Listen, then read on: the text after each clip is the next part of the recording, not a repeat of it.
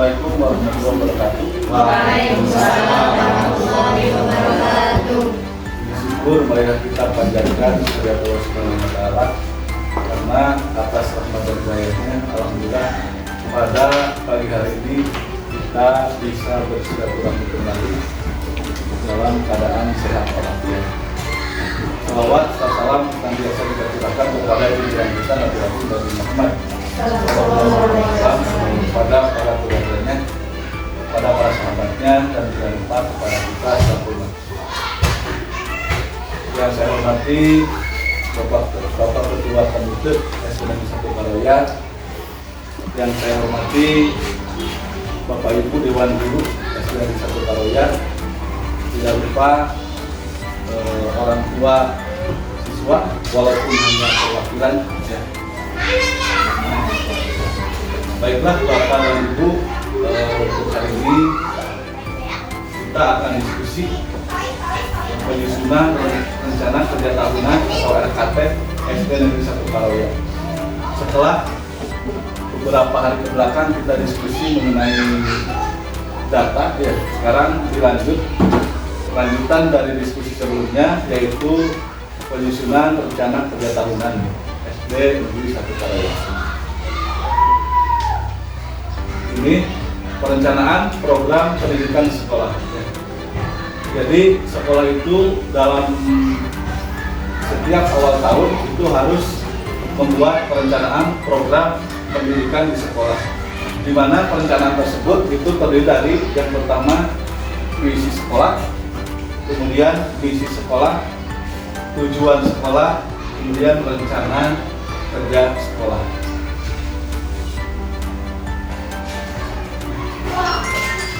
Nah, untuk visi SD Negeri 1 Kaloya itu bermartabat ya, berprestasi, maju, religius, beradab, dan sehat. Diakronimkan yaitu bermartabat. Untuk misinya, ini yang pertama mengembangkan pembelajaran aktif, inovatif, kreatif, dan menyenangkan dalam mewujudkan anak yang berprestasi, cerdas, dan kompetitif. Kemudian mengembangkan berbagai macam kegiatan ekstrakurikuler guna menjadikan sekolah yang maju dalam bidang olahraga dan kesenian. Kemudian mengembangkan kegiatan keagamaan dalam mewujudkan suasana sekolah yang religius.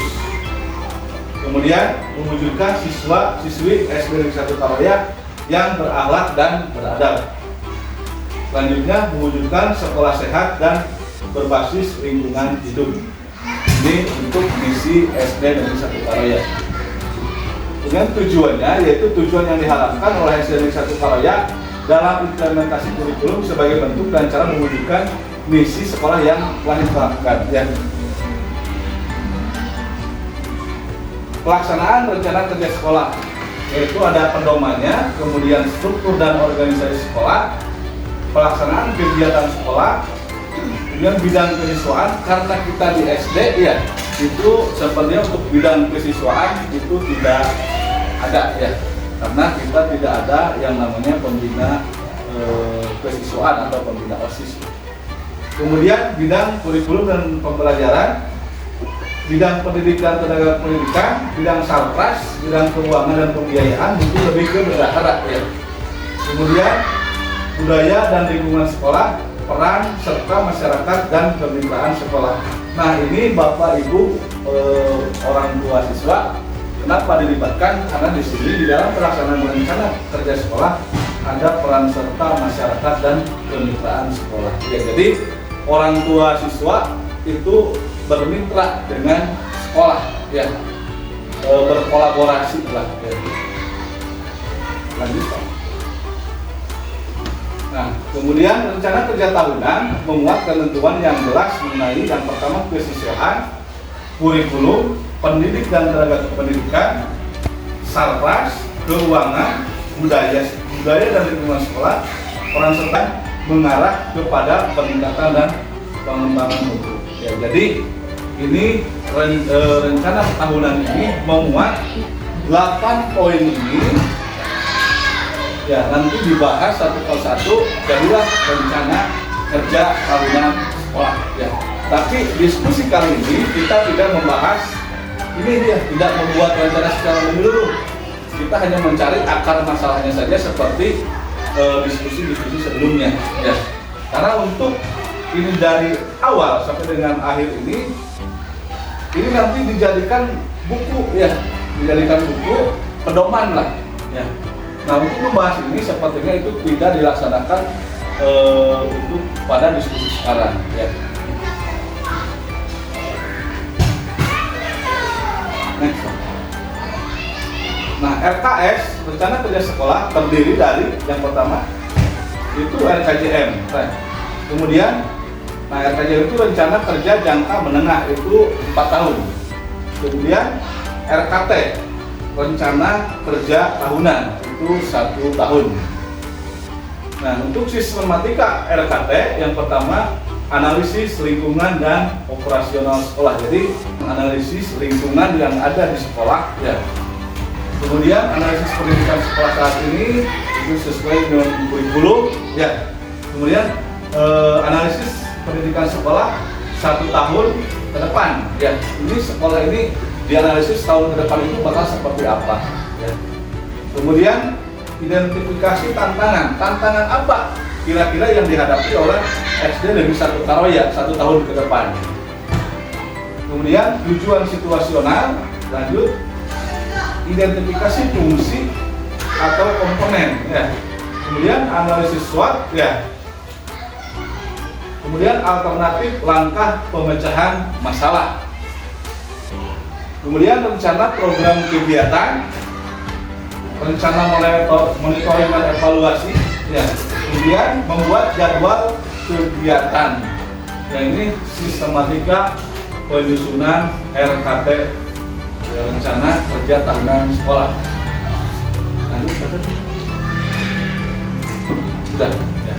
Sudah ya. Untuk pemaparan materi itu sudah selesai. Kita lanjut ke yang Excel. Ini lembar rencana kerja tahunan ya. Ini sudah diisi sebelumnya berdasarkan analisis masalah yang dilakukan pada diskusi kemarin. Kita identifikasinya ya, masalahnya yaitu kemampuan literasi, iklim keamanan satuan pendidikan, dan kualitas pembelajaran. Adapun akar masalahnya untuk kemampuan literasi itu kompetensi membaca teks sastra ya. Kemudian untuk iklim keamanan satuan pendidikan, akar masalahnya pemahaman dan sikap guru tentang rokok, minuman keras dan narkoba. Kemudian untuk kualitas pembelajaran, akar masalahnya metode pembelajaran. Nah, ini kegiatan benahinya. Nah, ini dari mana didapat? Ini dari raport pendidikan ya, raport pendidikan 2023 kalau tidak salah ya. Kegiatan benahinya itu peningkatan kompetensi guru dan kebijakan yang menunjang kompetensi membaca teks sastra. Kemudian peningkatan kompetensi GTK ya, untuk yang iklim keamanan satuan pendidikan. Kemudian ini yang kualitas pembelajaran, peningkatan kompetensi GTK dan kebijakan yang menunjang aktivasi kognitif. Bapak dan Ibu yang saya hormati, untuk selanjutnya seperti biasa akan melaksanakan diskusi ya. Diskusi dari 3 poin ini. Saya akan membagi itu ke 3 kelompok. Kelompok pertama membahas kemampuan literasi, kelompok kedua membahas iklim keamanan satuan pendidikan, kemudian kelompok 3 membahas kualitas pembelajaran. Yang Bapak Ibu diskusikan adalah ini, penjelasan implementasi kegiatan. Nah, dari mana? Dari ini ya. Kompetensi membaca teks sastra. Ini kegiatan benahinya ya, atau kegiatan yang harus dilakukannya, peningkatan kompetensi guru dan kebijakan yang menunjang kompetensi membaca teks sastra. Ini penjelasan implementasi kegiatannya apa? Misalnya mengikuti workshop atau guru-guru mengikuti seminar tentang kompetensi membaca teks sastra dan sebagainya lah. Ya, disesuaikan dengan temanya ya. Seperti ini contohnya ya, kemampuan literasi, contohnya ini teks sastra. Tapi jangan sama dengan yang contoh ya.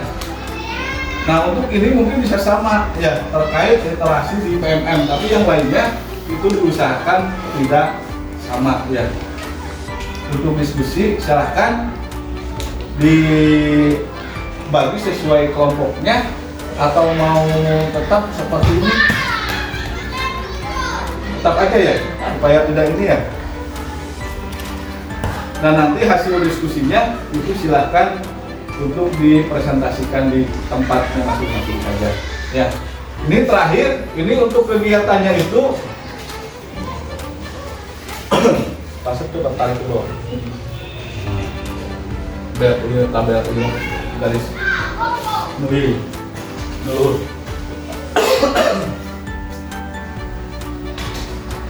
bukan ini.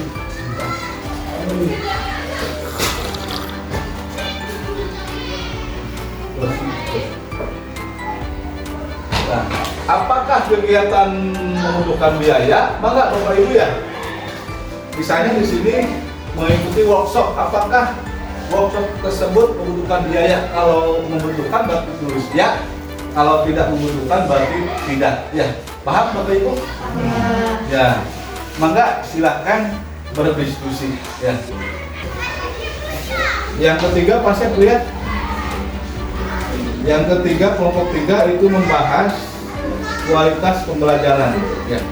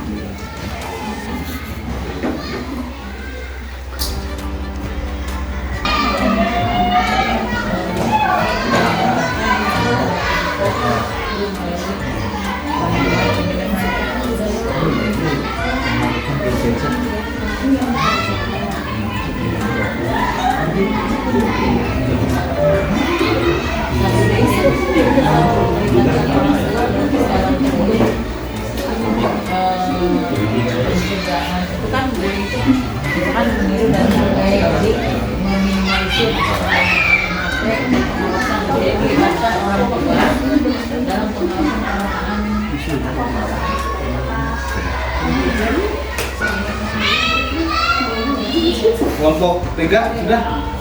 Sudah. Untuk presentasi yang pertama ya, itu mau dari kelompok berapa dulu, Bapak Ibu? Kelompok 1. Silakan untuk kelompok 1 ya mempresentasikan hasil kelompoknya. Silakan perwakilannya. Mau di depan silahkan, mau di sana silahkan. Oh iya. Sambil berdiri ya. Assalamualaikum warahmatullahi wabarakatuh. Waalaikumsalam. Sebelumnya perkenalkan, nama saya Naya Fauzia, perwakilan dari kelompok 1. Jadi dari kelompok 1 berdiskusi terkait kemampuan literasi dan akar masalahnya itu tentang kompetensi membaca teks sastra. Penjelasan implementasi kegiatannya dari hasil diskusi kami kelompok 1. Yang pertama itu melakukan pelatihan dan workshop bagi guru dan apakah kegiatannya itu membutuhkan biaya. Dari pelatihan dan workshop bagi guru itu membutuhkan biaya. Yang kedua itu ada kolaborasi dengan lembaga sastra dan komunitas. Dan apakah kegiatan membutuhkan biaya? Untuk kegiatan yang kedua, kolaborasi dengan lembaga sastra dan komunitas itu membutuhkan biaya juga. Yang terakhir, yang ketiga, menggunakan pembelajaran kolaboratif dan berbasis proyek. Apakah kegiatan membutuhkan biaya? Menggunakan pembelajaran kolaboratif dan berbasis proyek itu juga membutuhkan biaya. Terima kasih ya. Tepuk tangan untuk kelompok 1 ya. Jadi untuk kelompok 1 ya. Itu ya. untuk meningkatkan kompetensi dari si gurunya tersebut, gitu ya.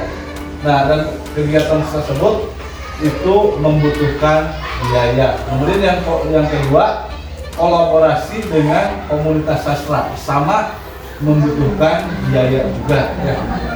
Kemudian menggunakan pembelajaran kolaboratif berbasis proyek, ya, itu sama membutuhkan biaya. Terima kasih atas presentasinya untuk kelompok 1. Baiklah, untuk selanjutnya itu ke dari kelompok 2 terkait masalah iklim keamanan satuan pendidikan. Implementasi kegiatannya alhamdulillah ada 4 dulu Bapak sebenarnya. Yang pertama, menyediakan layanan konseling dengan mengikuti kegiatan KKG. Nah, yang tentunya di sini kegiatan ini memerlukan biaya. Yang kedua, setelah guru-gurunya mengikuti kegiatan KKG, ilmu yang sudah didapatkan dikembangkan sehingga sistem pencegahan dan intervensi dini kekerasan di sekolah melalui pengarahan dan bimbingan kepada siswa. Begitu juga dengan menegakkan peraturan di sekolah sehingga peserta didik itu mengetahui apa saja dampak dari sikap bullying dan lain sebagainya. Terus yang terakhir itu melibatkan orang tua juga dalam menggunakan gadget untuk meminimalisir siswa dalam bersikap meniru bullying yang terkhusus ada di media sosial. Nah, untuk kegiatan lain selain di KKB itu tidak memerlukan biaya. Ya, terima kasih. Tepuk tangan untuk kelompok 2. Ya. Bismillahirrahmanirrahim. Assalamualaikum warahmatullahi wabarakatuh. Waalaikumsalam warahmatullahi wabarakatuh. Saya Leli Fauzia dan perwakilan dari kelompok 3 akan memaparkan mengenai penjelasan implementasi kegiatan, identifikasi masalahnya mengenai kualitas pembelajaran. Implementasi kegiatannya yang pertama yaitu dengan mengikuti kegiatan workshop atau diklat mengenai metode pembelajaran baik secara online ataupun offline, membutuhkan biaya. Kemudian yang kedua, melakukan diskusi secara rutin bersama rekan sejawat untuk mengembangkan kegiatan pembelajaran guna meningkatkan kualitas pembelajaran, tidak membutuhkan biaya. Yang ketiga, melakukan kolaborasi dengan KKB untuk mengembangkan program pelatihan dan pengembangan profesional yang sesuai dengan kebutuhan aktual guru. Dan yang keempat, yang terakhir, yaitu dengan mengembangkan kurikulum yang mendorong guru untuk mengaktifkan pemikiran kritis, analitis, dan kreatif bagi siswa. Terima kasih. Mohon maaf Bu, untuk kegiatan nomor 3 itu membutuhkan biaya atau tidak? Sama nomor 4? Yang keempat membutuhkan biaya, yang ketiga membutuhkan biaya, kalau yang keempat sepertinya tidak. Oh iya. Terima kasih. Tepuk tangan untuk kelompok 3. Ya. Terima kasih. Rencana-rencana ini kita nanti akan bahas pada diskusi selanjutnya sesuai dengan hasil pemaparan materi tadi. Nah, namun untuk sekarang diskusinya cukup sampai di sini ya.